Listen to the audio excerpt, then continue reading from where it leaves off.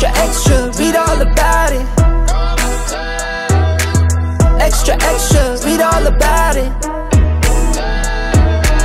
Extra, extra, read all about it.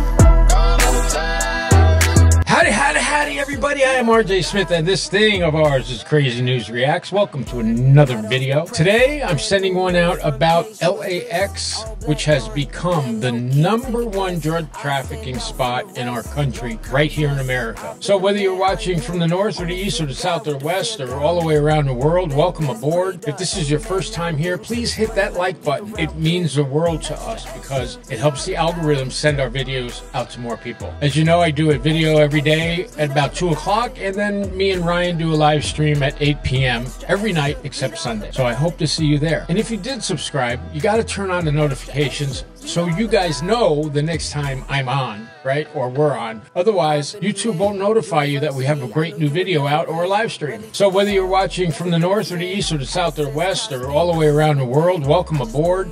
If this is your first time here, please hit that like button. It means the world to us because it helps the algorithm send our videos out to more people. As you know, I do a video every day at about 2 o'clock, and then me and Ryan do a live stream at 8 p.m. every night except Sunday. So I hope to see you there. And if you did subscribe, you got to turn on the notifications so you guys know the next time I'm on, right? Or we're on. Otherwise, YouTube won't notify you that we have a great new video out or a live stream. So going forward, that enormous chaotic place, LAX, Los Angeles International Airport, has become the cartel's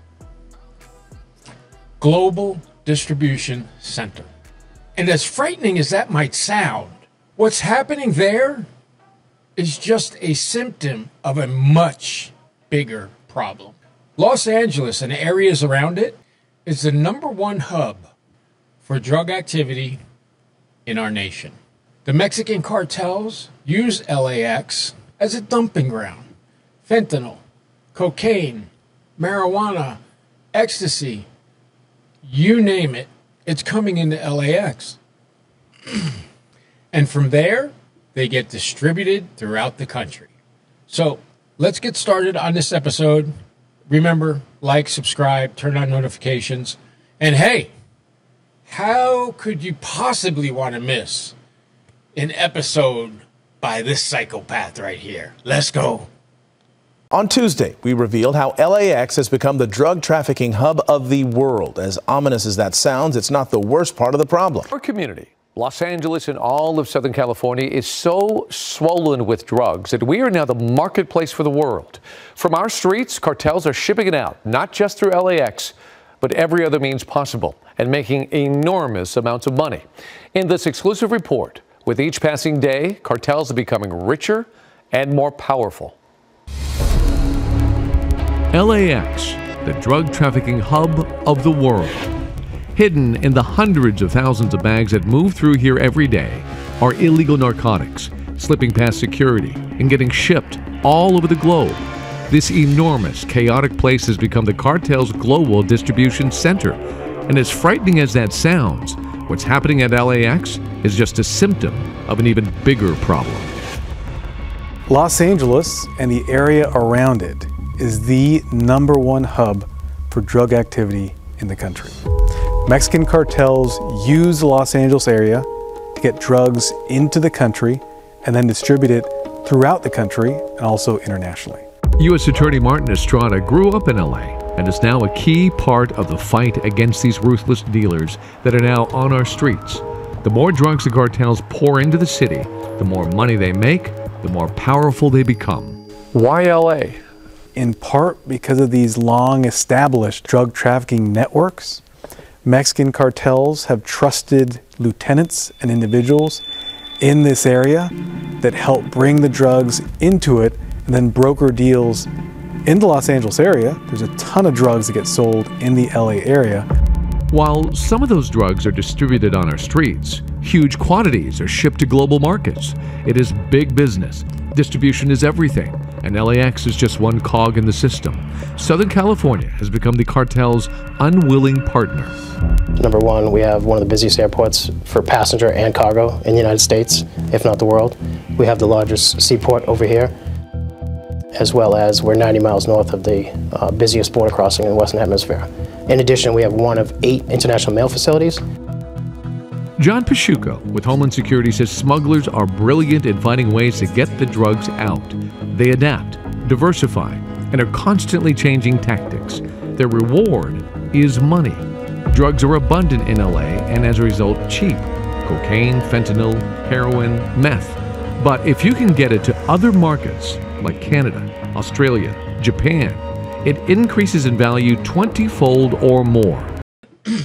Now, one thing is really outrageous to me is that you can buy an entire pound of methamphetamine for $800 in Los Angeles. By the time that goes across the country, you're talking about $200,000. So there's a huge, ginormous backwind to push people into this business. This profit margins are huge. However, as a criminologist, let me tell you, if you are busted trafficking a large amount of any drug from state to state, the feds will arrest you and you will go away for at least 15 years. They don't play the radio. States can be even worse. So even though the money may seem good, it's really not, guys, honestly. I mean, there was a guy that recently got caught in LAX moving methamphetamine from LAX to Japan. When he was caught, he faced a significant amount of time behind bars. 2 decades, to be exact. And what does he say? That he was going to get paid $120,000. Now, that might seem like a lot of money, but if you take that $120,000 and divide it by 20 years, man, that's not so good. So let's continue and check this out. Just listen to the profit margin in New Zealand. You can get a pound of meth here for probably $800 in Los Angeles, and you could turn it into $200,000 with a 16-hour flight. From nondescript travelers to airport employees, that kind of money lures many people to become drug runners. We have a case right now where an individual was smuggling methamphetamine through LAX to Japan. He was caught, and now he faces a very lengthy sentence. He told us he was going to get paid over $120,000 just for moving this one shipment. But it's not just what's going out, it's what's coming in. Fentanyl has already reinvented itself. In 2018, I was shown a brick of pure fentanyl delivered from a lab in China. That's how it used to get here. The U.S. government got pretty good at identifying those packages coming in, and we're seizing it. I think the cartels saw it as an opportunity to kind of expand their portfolio too. The cartels have figured out that they can make their own fentanyl by bringing in the raw ingredients called precursor chemicals, which are legal. What we've seen at LAX specifically is precursor chemicals flying air cargo into Los Angeles. In other words, packages airmailed from Asia to LAX. The cartels then bring the chemicals over the border to their own labs in Mexico, synthesize it into fentanyl, and then smuggle it back to LA to be distributed around the world. And here's the most sobering part from Matthew Allen with the DEA. It has given the cartels an unlimited supply. I mean, when you look at things like cocaine, heroin, things of that nature, you're talking about agriculture, right? You have a growing season, and it's time consuming, and it takes a lot of effort. With synthetics like fentanyl, I mean, there's an unlimited supply of chemicals. I mean, it's never ending. They just keep getting more and more and more. And that's what will be hitting our streets and everyone else's in what is promising to be a busy travel season. The cartels have even figured out that they don't have to traffic fentanyl into the country, right? Rather, they can make their own fentanyl right here in the United States by bringing the raw ingredients across the border, which are known as precursor chemicals, but many are not illegal. So you traffic all this legal chemicals in, and you turn it into fentanyl, meth, whatever you're going to do.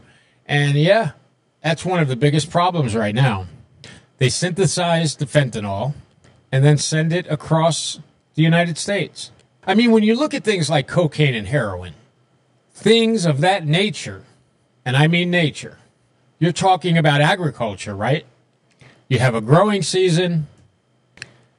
It's time consuming and takes a lot of effort. It's farming, basically, right? With synthetics, like fentanyl, there is an unlimited supply of chemicals. They just keep getting more and more and more and more. Wow. So remember, just say no to drugs, kiddies, okay? For my ladies out there, leave that stuff alone. It's not worth it. We can discuss ad nauseum causes and effects. The bottom line, don't do it. Because if you think you're getting meth, you might be getting fentanyl. And when you take that first sniff, guess what? You're toast. You're gone. You're dead. Life over. And you won't even know it. You'll just pass out and that'll be it. So leave it alone. Hit that like button instead. Subscribe to this channel so you can always get good, solid information. No bullshit. Just common sense. That's all I deal in. So like, subscribe, share, comment, hit that notifications button. And what? Me and Ryan will see you right back here at 8 p.m. Later. Extra, extra, read all about it. Extra, extra.